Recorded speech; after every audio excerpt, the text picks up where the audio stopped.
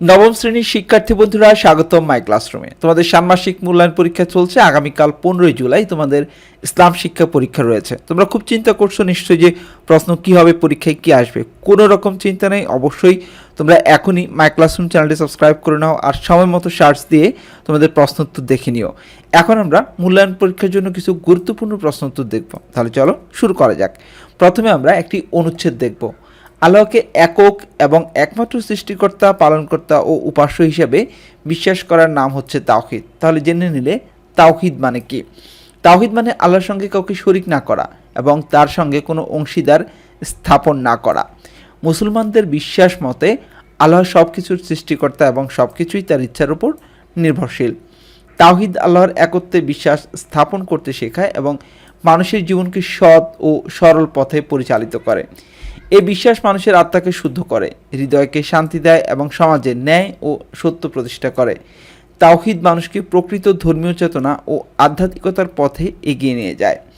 ইসলামের প্রথম স্তম্ভ হচ্ছে কালিমা, যা তাওহীদের সারমর্ম লা ইলাহা ইল্লাল্লাহ মুহাম্মাদুর রাসূলুল্লাহ, অর্থাৎ আল্লাহ ছাড়া কোনো মাবুদ নেই, মুহাম্মদ আল্লাহর রাসূল। এই মূলনীতি মুসলমানদের জীবনধারার কেন্দ্রবিন্দু এবং তাদের বিশ্বাসের মূল স্তম্ভ।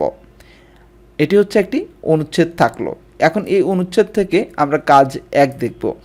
তাওহীদে বিশ্বাসের ফলে ব্যক্তির জীবনে ও কর্ম কি কি পরিবর্তন আসতে পারে। এখানে নির্দেশনা রয়েছে তোমার জন্য। তোমরা জানো তোমাদের কাজের পর একটি নির্দেশনা থাকে। এখানে নির্দেশনা হচ্ছে শিক্ষকের নির্দেশনা মোতাবেক তোমরা জোড়ায় বা দলে পর্যালোচনা করে তাওহীদ বিশ্বাসের ফলে কি কি পরিবর্তন হয় তা ছোট কাগজে বা কার্ডে লিখবে। তাহলে তোমরা বুঝে গেলে এই কাজটি হচ্ছে দলগত। শুরু করা যাক। প্রয়োজনীয় উপকরণ হচ্ছে সাধারণ শ্রেণী উপকরণ, অন্যান্য শ্রেণীর ইসলাম শিক্ষা পাঠ্যপুস্তক, মাল্টিমিডিয়া, আর বিষয়বস্তু হচ্ছে তাওহীদ। তাহলে আমরা এর একটি নমুনা সমাধান দেখব। তাওহীদে বিশ্বাসের ফলে ব্যক্তির জীবন ও কর্মে কি কি পরিবর্তন আসতে পারে। এর নমুনা সমাধান হচ্ছে নিচে তাওহীদে বিশ্বাসের ফলে ব্যক্তির জীবন ও কর্মে যেসব পরিবর্তন আসতে পারে তা উপস্থাপন করা হলো। তাওহীদ হলো আল্লাহ তাআলার একত্ববাদে বিশ্বাস। মানব জীবনে এই বিশ্বাসের প্রভাব অত্যন্ত ব্যাপক।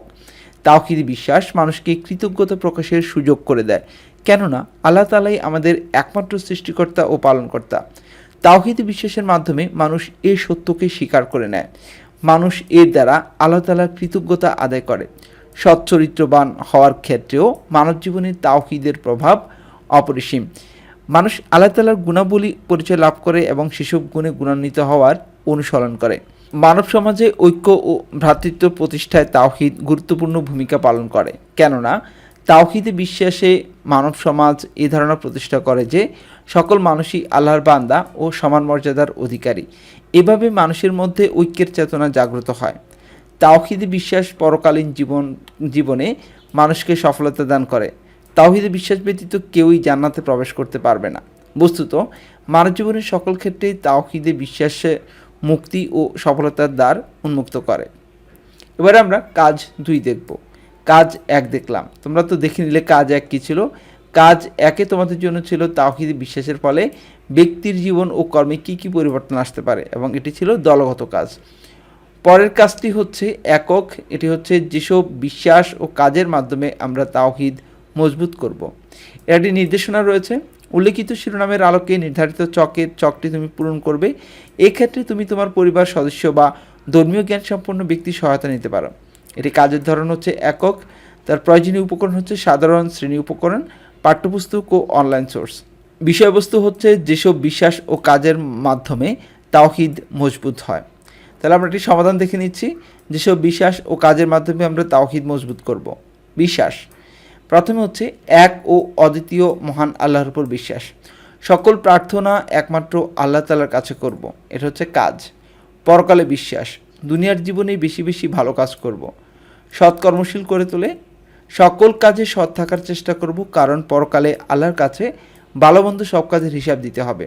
আল্লাহ সর্বস্রষ্টা ও সর্বশ্রোতা। দুনিয়ার কোনো খারাপ কাজ করলে আর তা কেউ না দেখলেও মহান আল্লাহর দৃষ্টি এড়িয়ে যেতে পারে না।